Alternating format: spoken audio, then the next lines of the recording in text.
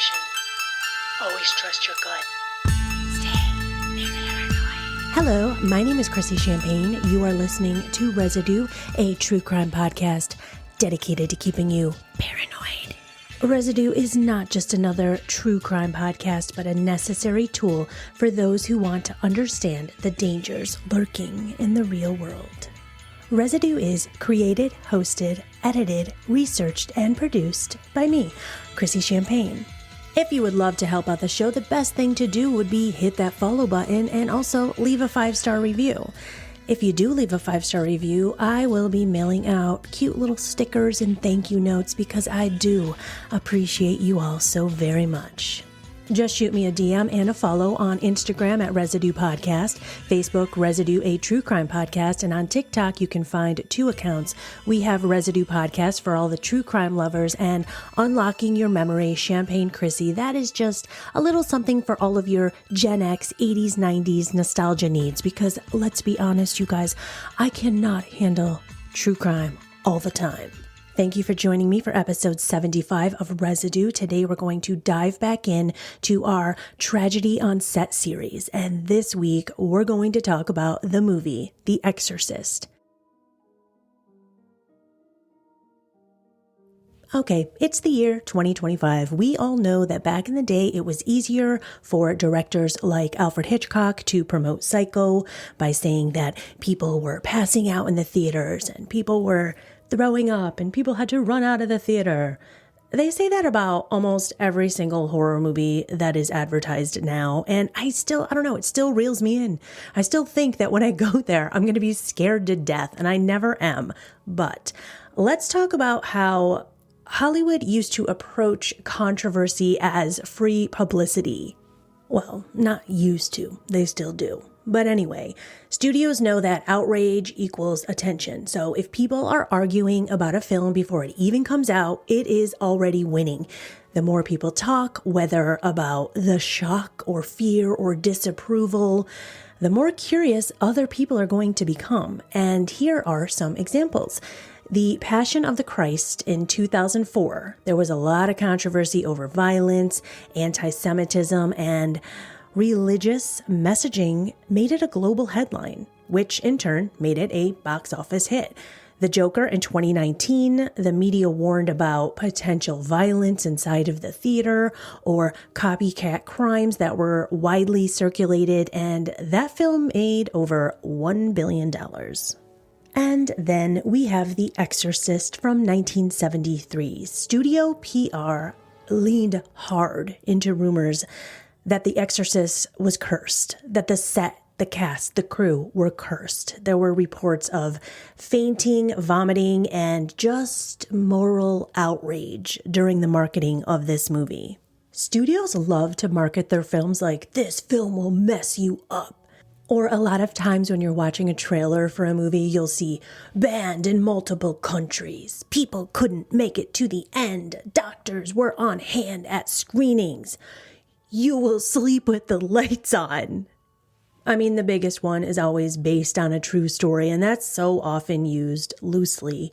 Another way to generate controversy is having the buzz be about how the cast didn't like each other. I mean, we all know it ends with us. But also, Don't Worry, Darling. That one generated weeks of buzz because of that cast drama. In 1973, The Exorcist went the route of moral panic, and moral panic is going to equal a box office boom. In 1973, The Exorcist hit theaters, and the world would never see horror the same way again. Writer William Blatty was a student at Georgetown University when he became intrigued by the 1949 case of Roland Doe, which involved strange occurrences in the boy's home and a series of exorcisms performed by Father William Bodern. So the plot of The Exorcist is mostly fictional. It draws on this general outline that we have of this boy named Roland Doe and his exorcisms. But William Blatty also incorporated elements from other historical exorcism cases, and this would include the Lou Dunn possessions of 1634. So this movie's story was altered for dramatic purposes. I mean, Obviously, for example, the gender of the possessed child was changed from a boy, Roland, to a girl, Reagan. Film sets are chaotic, and making a movie is a massive undertaking. You've got hundreds of people working long, stressful hours, often with dangerous equipment, complex stunts, and high-pressure timelines.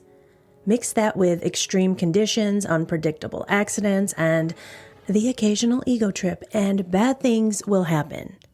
And sometimes that's not the supernatural at work, that's just statistics. When The Exorcist opens in 1973, the film shocked audiences. There was demonic possession, religious dread, the battle between good and evil. Almost immediately, strange and tragic events plagued the production. A fire breaks out and consumes almost all of the set except for Reagan's bedroom. And we all know that Reagan's bedroom, her bed, this was the heart of the movie. This whole set remained completely untouched, and that spooked the producers so much that they brought in a priest to bless the set. The set was quickly rebuilt and the project was back in action, but not for long, because in his first week of filming, Max von Sydow, who portrayed Father Lancaster Marin, had to return to Sweden because he found out that his brother died. Then, Linda Blair, Scream Queen extraordinaire, child actress who played Reagan McNeil, lost her grandfather, and this caused another delay in filming. Reagan's mother was played by actress Ellen Burstyn, and Ellen always claimed that there were 9 deaths on the set of The Exorcist, including the 2 we just mentioned, a night watchman on set, and an assistant cameraman's newborn baby. Another of the deceased was actor Jack McGowan. Jack died shortly after appearing in The Exorcist as film director Burke Dennings. Jack McGowan died of complications from the flu at only 54 years old. Actress Linda Blair recalled that it seemed like someone was always getting hurt when action scenes were being filmed. And this was especially true for Linda Blair. During the course of the movie, her character Reagan exhibits abnormal strength. And if you're not familiar with the plot of The Exorcist, let me give you a little quick background. The story chronicles a single mother's struggle to save her daughter from this mysterious ailment that is later revealed to be a demonic possession. And the mother enlists the help of 2 Roman Catholic priests who attempt to perform an exorcism on her daughter. And during one of these exorcism scenes, Linda Blair had a horrific accident. Linda Blair was only 14 years old while filming The Exorcist, so they definitely had to take certain precautions with her character during certain scenes. Now, as some of you may know, there is a masturbation scene in this movie, and the director did hire a woman named Ellen Dietz to recreate this masturbation scene so that, obviously, Linda Blair wasn't going to be performing this scene.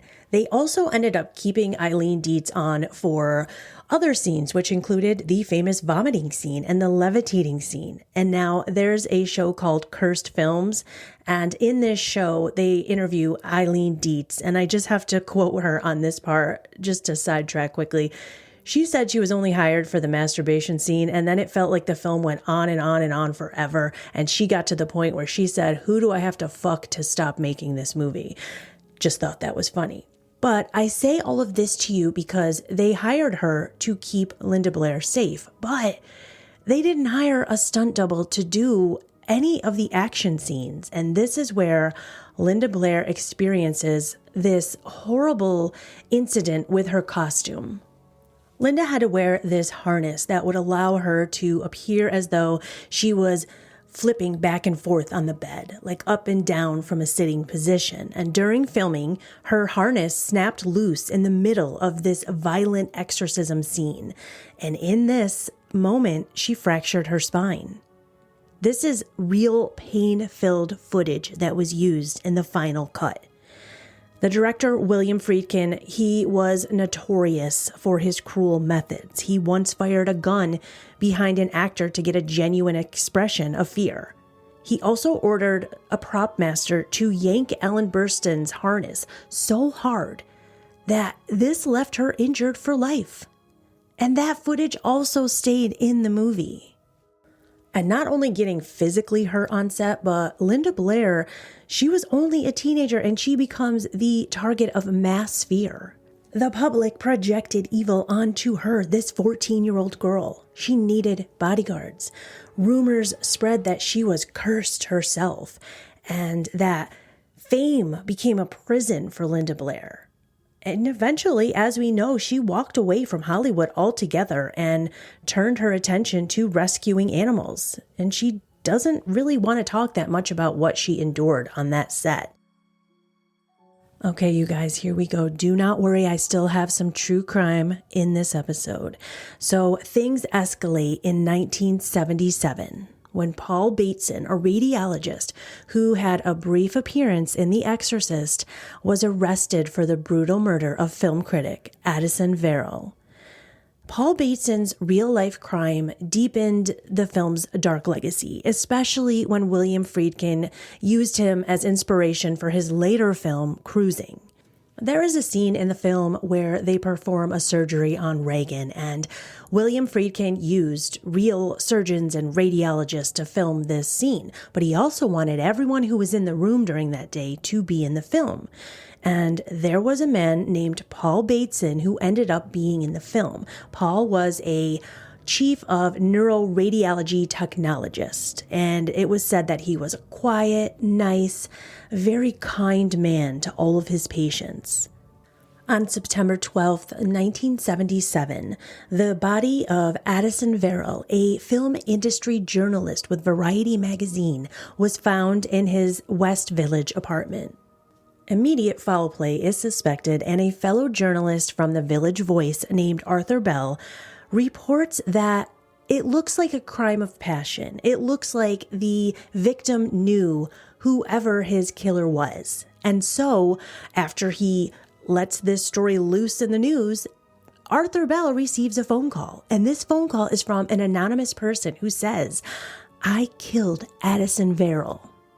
This anonymous caller admits that it was a crime of passion, that he hung out with Addison all night. They did drugs. Then they went back to Addison's apartment, and while there, they got into a heated argument, and the caller says that he hit Addison over the head with a pan and then stabbed him in the chest.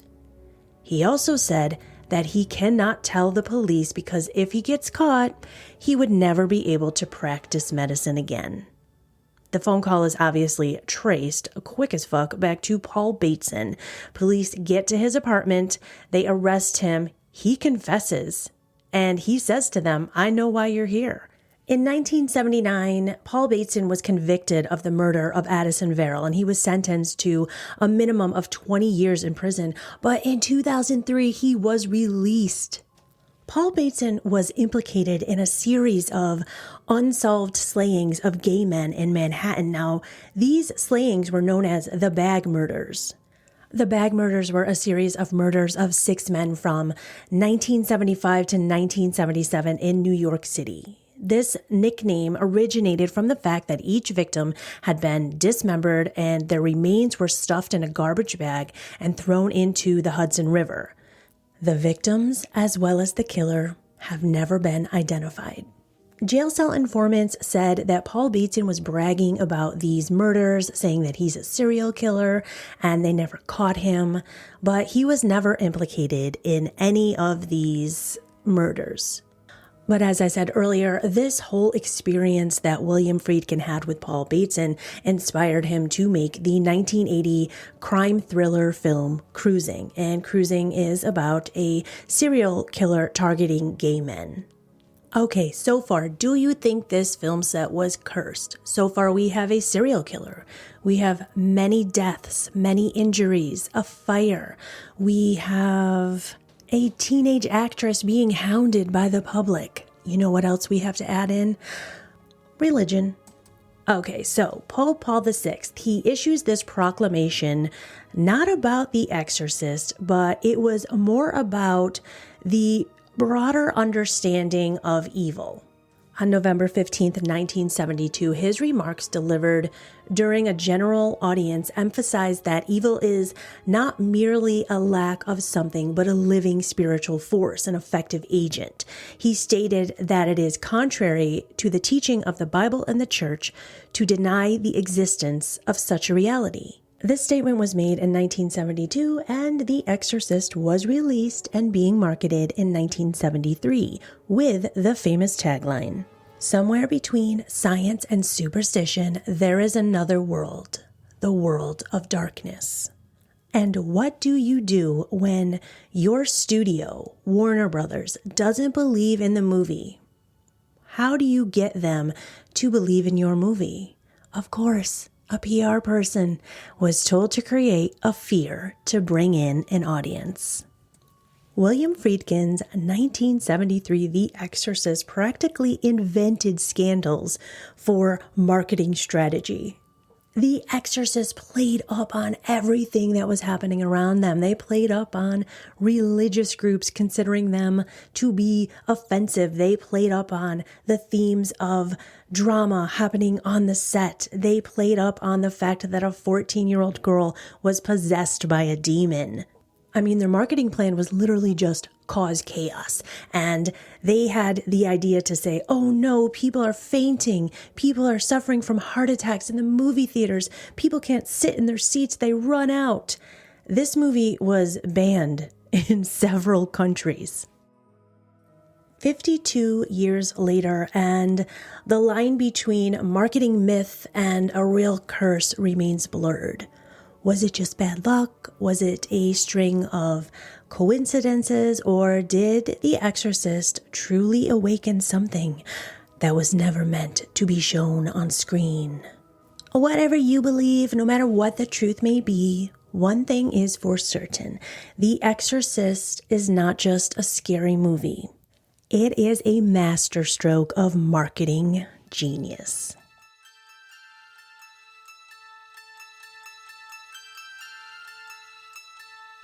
Stay safe and stay paranoid. Stay paranoid. Okay, real quick, you guys. Every time I do a cursed film set, I have an issue with my editing and my audio. I lost every single audio file on this episode and I had to piece it together one by one.